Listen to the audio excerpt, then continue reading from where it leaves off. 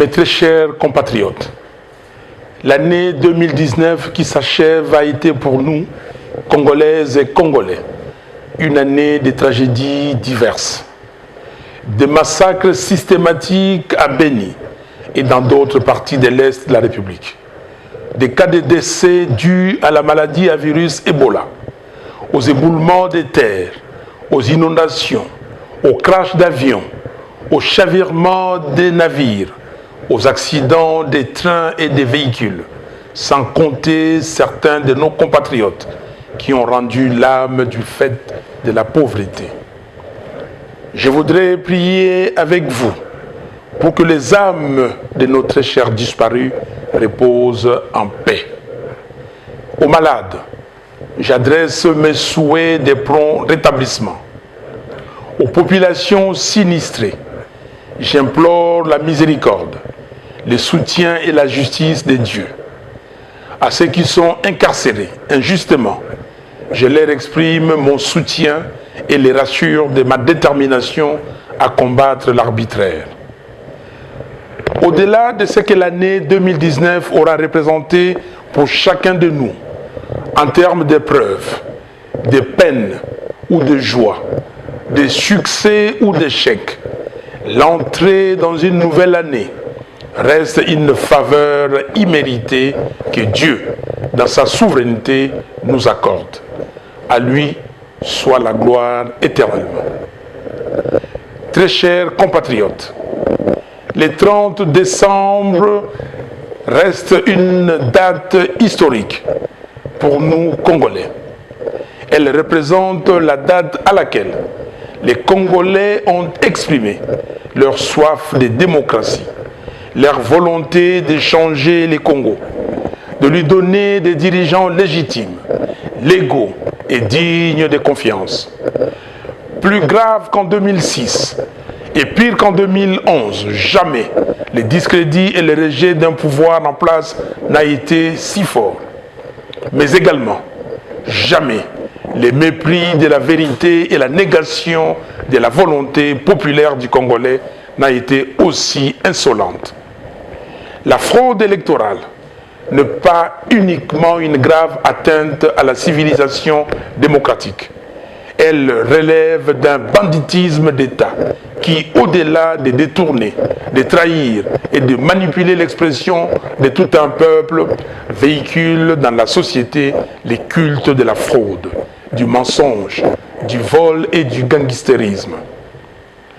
Je mesure, chers compatriotes, votre déception et je partage votre peine et votre frustration devant ces hold-up électoraux choquants qui non seulement déshonorent notre pays, mais aussi l'exposent à toutes les malédictions.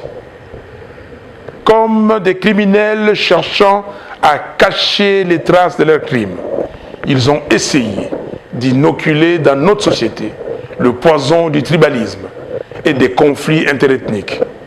Heureusement, ils se sont heurtés à la maturité du peuple congolais, qui sait pertinemment bien que la crise post-électorale dans notre pays est un conflit entre la morale et l'immoralité, entre le civisme et l'incivisme, entre le patriote et le fossoyeur de la République. C'est fini.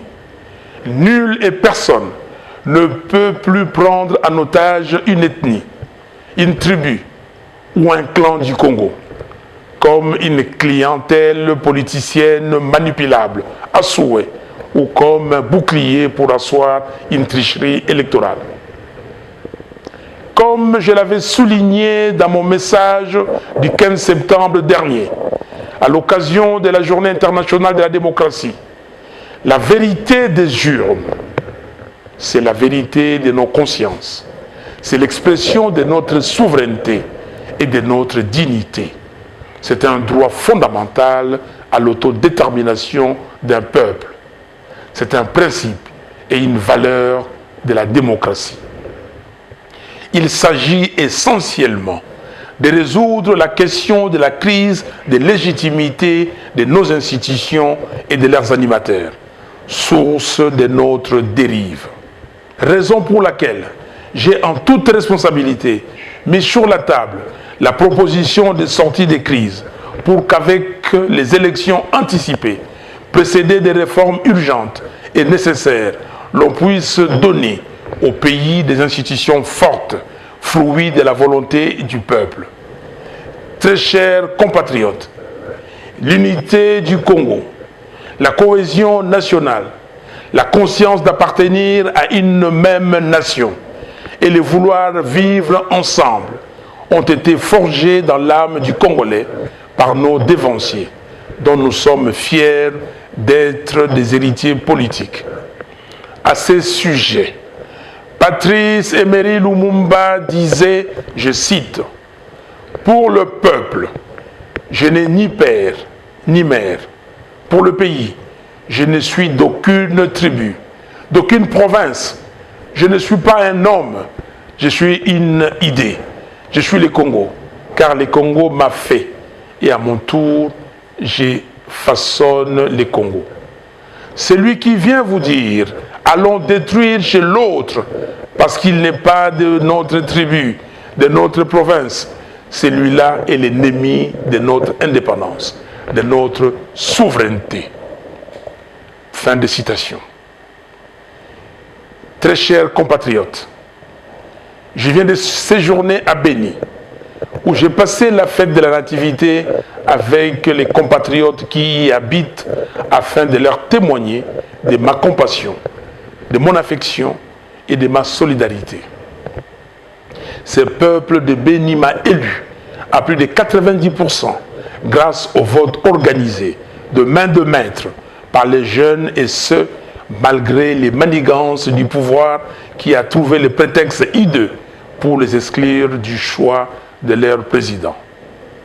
J'ai vu mes compatriotes meurtris, se sentant abandonnés et ne sachant à quel sein se vouer, mais engagés à défendre l'intégrité du territoire national au péril de leur vie, avec le slogan « Pas de Congo sans Béni » que nous a légué le militant de la Lucha Mouindou Obadi, tué le 23 novembre dernier par la police. Paix à son âme. On tue à Béni, on égorge à Béni, au vu et au su de tout le monde, y compris des FRDC et de la MONUSCO. Depuis octobre 2014, plus de 3000 personnes ont été tuées à Béni et dans les environs par des forces négatives nationales et étrangères. Plus de 10% de la population a fui Béni. Désertés par leurs habitants, des quartiers entiers sont devenus des quartiers fantômes. Manifestement, on veut pousser le peuple Nandé Yira dans ses derniers retranchements, l'exterminer afin que des communautés étrangères s'accaparent de ses terres.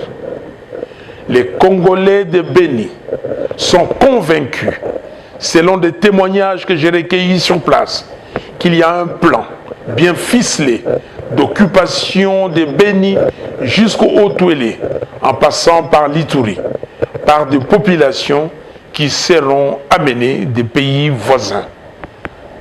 Ainsi, on a tenté d'occuper le sud de Lubero, mais cela n'a pas réussi grâce à la détermination farouche des Congolais. Il y a effectivement un travail en profondeur qui s'est fait pour saper l'unité de la RDC. On crée des petits groupes armés dans les différentes provinces afin de les fédérer à un moment donné. On monte les communautés les unes contre les autres pour créer des zones de tension partout.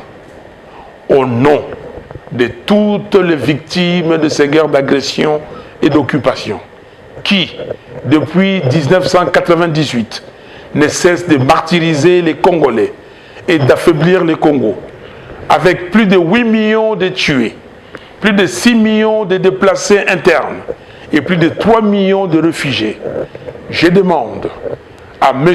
Félix Tshisekedi Tshilombo de dire la vérité et toute la vérité sur le deal qu'il a signé avec M. Joseph Kabila. à tous les pays épris de paix et de justice, je leur demande de reconnaître le génocide du peuple Nandé Yira. Dans cet ordre d'idées, je préconise la tenue, sous l'égide des Nations Unies, d'une conférence internationale pour faire toute la lumière sur la situation de l'Est du Congo. Dans cet élan, je condamne la précipitation avec laquelle le découpage des 26 provinces a été opéré sans programmation aucune, dans le seul but inavoué de fragiliser les pays, de créer des conflits entre tribus et clans pour faciliter la balkanisation de notre patrie. Ainsi, je dénonce l'idée de la privatisation de la province de Tanganyika, dans le sens de l'ériger en principauté, qui serait un État dans un État, propriété exclusive d'une famille. Très chers compatriotes, peut-on parler de l'alternance, du changement, lorsque les animateurs de toutes les institutions de la République, du président au bourgmestre, sont nommés par un individu? Peut-on parler de l'alternance, du changement, lorsque l'on est contraint de sillonner le monde entier aux frais du trésor public pour exécuter la procuration donnée par M. Kabila, au point de défendre les auteurs de violations des droits humains sanctionnés par l'Union européenne et les États-Unis d'Amérique? Peut-on parler de l'alternance, du changement, lorsque ceux qui ont détourné 15 millions de dollars du trésor public vivent et travaillent paisiblement sans être inquiétés? Peut-on parler de l'alternance, du changement, lorsque les populations du Nord Kivu, du Sud Kivu, de Haut-Ouélé, de l'Ituri, du Nord Katanga et d'ailleurs sont chaque jour systématiquement massacrés comme par le passé? Peut-on parler de l'alternance, du changement, lorsque les tueries de Kamwina Sapu, qualifiées par certains comme un génocide et à la base de plusieurs déplacés internes et externes, demeurent un mystère pour le peuple congolais? Peut-on parler de l'alternance, du changement, lorsque le massacre de Makobola, de Bundu Dia Congo, de Yumbi sont restés non élucidés et impunis alors que les populations réclament justice? Que dire alors du charnier des Maluku? Peut-on parler de l'alternance, du changement, lorsque la souffrance de notre peuple ne fait que s'empirer de jour en jour? Très chers compatriotes, le système mis en place par M. Kabila et ses maîtres n'est ni innocent ni inconscient. Il a notamment 4 objectifs. 1. Affamer les Congolais, y compris l'élite, pour priver les Congos de toute force et de tout moyen de résistance ou d'insurrection. 2. Piller l'argent du trésor public et livrer le sol, la forêt et le sous-sol du Congo aux convoitises des affairistes de tous bords, afin de priver la nation des ressources nécessaires à son redressement et à son développement. 3. Enfermer la jeunesse congolaise dans la débauche, l'alcool, la drogue, les antivaleurs, sans système d'éducation efficace pour la rendre totalement dépendante des autres. 4. Entretenir les désordres au sein du pouvoir coutumier et affaiblir les entités territoriales de la RDC pour pousser les Congolais à détester leur pays, à ne plus jamais croire qu'un quelconque meilleur avenir est possible et donc exposer les pays à la balkanisation économique d'abord et physique ensuite. Très chers compatriotes, notre pays n'est pas géré. Il est livré aux méchants, aux personnes assoiffées de pouvoir et d'argent, sans vision ni valeur. Le mensonge de la gratuité de l'enseignement est un crime contre l'avenir du Congo. Certes, conformément à la Constitution, nous voulons que nos enfants et petits-enfants aillent à l'école sans rien payer. Mais nous voulons aussi un enseignement de qualité, avec des enseignants motivés, en nombre suffisant et des infrastructures adéquates. Plus de 100 élèves dans des salles de classe insalubres, avec des enseignants démotivés, certains non mécanisés et non payés. C'est cela le résultat de la démagogie propagandiste, pendant qu'ailleurs, on cherche à former correctement les enfants pour qu'ils relèvent les défis de demain. Le mensonge du budget de l'État est un deuxième crime contre l'avenir du Congo. L'État congolais, avec toutes les ressources naturelles dont regorge le pays, est incapable de générer 10 milliards de dollars de ressources à cause de la corruption et du pillage organisé. Très chers compatriotes, nous avons tout ce qu'il faut pour être une économie productive, prospère, créatrice de richesses et d'emplois. Mais ce qui tue notre pays sur le plan de la gouvernance, c'est les cancers de la corruption et du pillage des deniers publics. Ainsi, au nom du peuple, j'exige que toute la lumière soit faite sur toutes les affaires ténébreuses de corruption, notamment le projet Boukangalonzo, qui semble être la plus grande escroquerie d'État depuis la zaïanisation. L'affaire de 15 millions de dollars de décompte sur la créance des sociétés pétrolières, sur le trésor public, que d'aucuns ont qualifié de rétro-commission. La sombre affaire de 200 millions de dollars, issue d'un prêt contracté auprès d'un individu sous sanction américaine. La gestion de 6 milliards de dollars du fameux contrat chinois.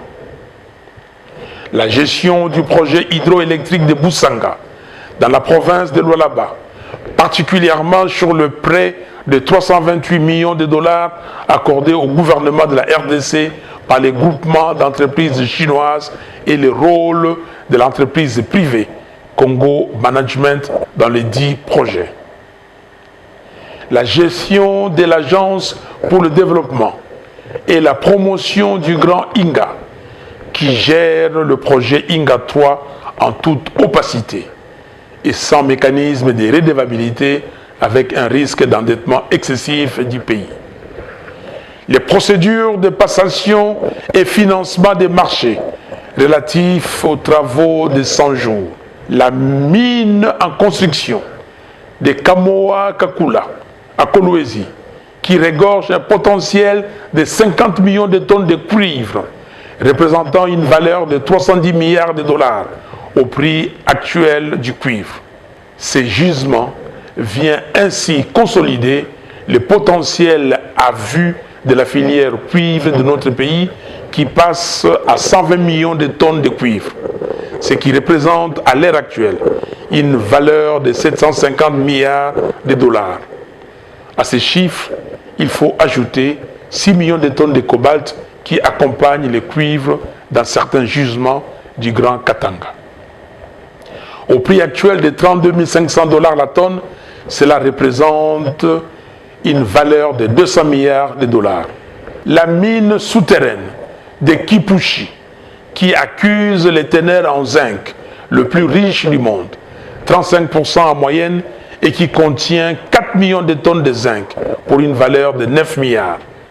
Le gisement de lithium de Manono, qui se classe à l'heure actuelle au 2e rang mondial avec près de 7 millions de tonnes, soit une valeur de 85 milliards de dollars américains. Certains experts pensent même que le potentiel peut aller au-delà de 100 millions de tonnes. Les 350 millions de dollars ayant trait au fonds Vautour FG Hémisphère, créancier de la RDC, disparu dans une banque à Hong Kong. Très chers compatriotes, il y a plus de 60 ans, Patrice Emery Lumumba avait demandé aux Congolais d'agir dans l'unité, de rester debout afin d'assurer la grandeur de notre pays et de léguer à la postérité l'amour de la liberté. Il nous le redit en ces jours.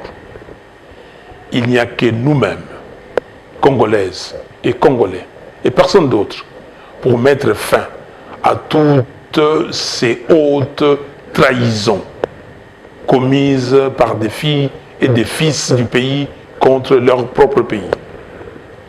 Il n'y a que nous-mêmes, Congolaises et Congolais, et personne d'autre, pour mettre fin à toutes ces guerres qui, année après année, enferment le Congo dans les deuils et les désespoirs. Il n'y a que nous-mêmes, Congolaises et Congolais, et personne d'autre, pour mettre fin au règne de l'incompétence, de l'insouciance, de la médiocrité, du gangstérisme et de la banalisation, aussi bien de la corruption que du pillage de l'argent du trésor public au sommet de l'État. Très chers compatriotes, notre peuple se distingue d'une manière légendaire par son hospitalité, sa générosité et son caractère pacifiste. Seulement voilà, nos ennemis en profitent pour nous dominer et nous exploiter. Au demeurant, la culture de paix n'équivaut pas à la naïveté, au laisser-aller ou à la soumission.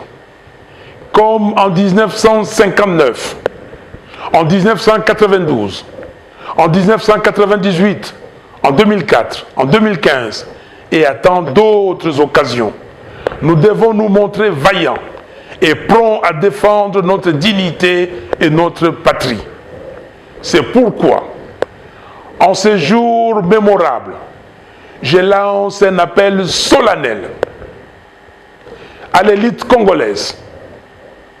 L'histoire nous renseigne que c'est grâce à leurs élites que les différentes sociétés ont connu de mutations qualitatives.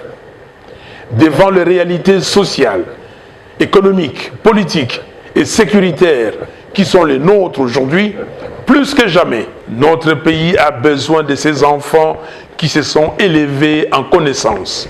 Le pays vous attend.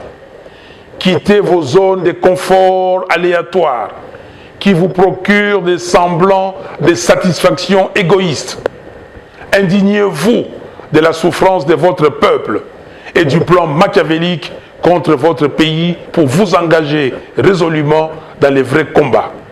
Celui de défendre la patrie et de bâtir une nation digne et prospère. Faites preuve d'audace, à l'instar de notre prix Nobel de la paix, le docteur Denis Mukwege, qui vient de ressusciter les rapports mapping de l'ONU. Aux serviteurs de Dieu, je vous exhorte vous aussi à sortir de vos zones de confort et à prendre véritablement soin des enfants de Dieu, sans ambiguïté, car un berger qui n'accompagne pas ses brebis n'est pas digne de sa vocation. L'évangile de Jésus-Christ est un évangile qui annonce, dénonce et avertit. Soyez des vrais sentinelles. À la jeunesse congolaise, n'acceptez plus que l'on vous utilise comme des faire-valoir par des politiciens véreux qui vous clochardisent d'abord et vous donnent ensuite des miettes de ce qu'ils prennent dans les caisses de l'État.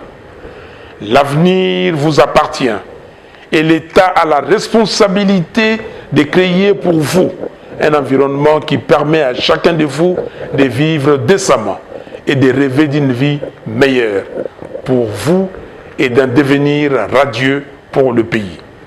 Défendez le pays contre les agresseurs.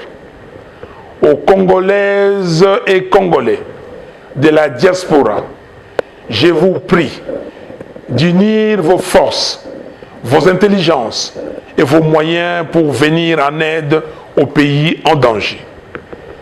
À tous les Congolaises et Congolais, départissons-nous des distractions et de la légèreté dans la façon dont nous appréhendons les questions du pays. Refusons d'être instrumentalisés. L'année 2020 marquera le 60e anniversaire de l'avènement de notre pays comme nation indépendante et souveraine. La question que nous devons nous poser essentiellement est celle de savoir ce que nous avons fait de l'héritage des pères fondateurs qui avaient vaillamment répondu à l'appel de la patrie pour conduire notre nation à réaliser sa première aspiration, à savoir l'accession à la souveraineté internationale. Sommes-nous conscients qu'au-delà de notre résilience, de notre espace, que les États sont mortels? Ils peuvent en effet disparaître, se désintégrer par absence de vision ou par démission de son élite.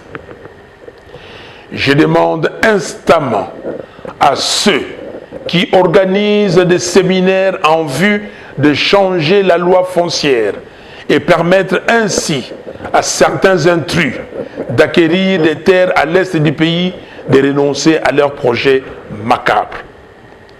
Je presse M. Corneille Nangaa et la CENI de publier les résultats des élections présidentielles, législatives nationales et provinciales du 30 décembre 2018, conformément aux articles 68, 69, 70, 70 bis et 71 de la loi électorale. Ils n'ont pas d'autre choix que de se conformer. J'ai pris le président de la Cour constitutionnelle, M. Benoît Luamba, de dire la vérité, rien que la vérité sur la proclamation des résultats définitifs. À M. Félix Tshisekedi Tshilombo, je l'encourage à demander pardon au peuple congolais et à renoncer au deal qu'il a signé avec M. Kabila. Très chers compatriotes, la lutte pour la démocratisation de notre pays et de l'état de droit que nous menons ensemble depuis les années 1990, intensifiée à partir de 2015, n'est pas vaine. Elle est plutôt victorieuse, même si cette victoire n'est pas encore consolidée.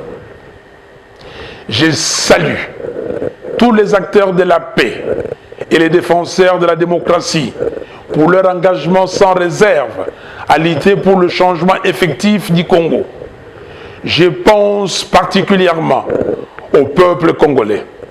À feu le président Étienne Tshisekedi d'heureuse mémoire, aux membres du comité laïque de coordination, CLC, aux jeunes des mouvements citoyens, la Lucha, Filimbi et autres, à l'Église catholique, à l'Église du Christ au Congo, à la société civile acquise au changement, ainsi qu'à mes amis et compagnons des luttes de la Mouka. J'exprime ma gratitude à nos compatriotes de la diaspora pour leur engagement et contribution inestimable aux efforts de démocratisation du pays et de solidarité nationale.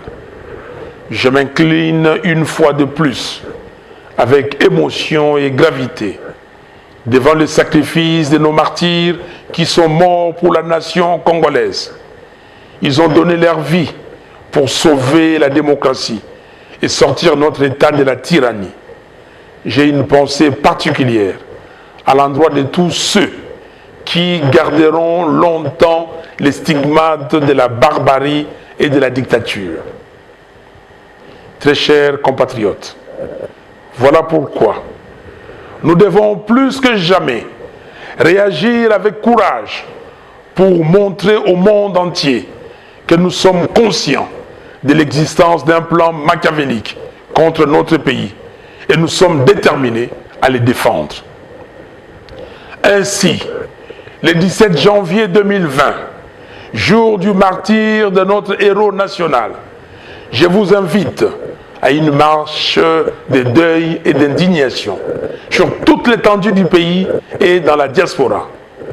Deuil pour pleurer nos frères et sœurs tués à Béni et ailleurs. indignation pour exprimer notre désapprobation au plan des balkanisations de notre pays. Ces jours-là, soyons tous de Lumumba.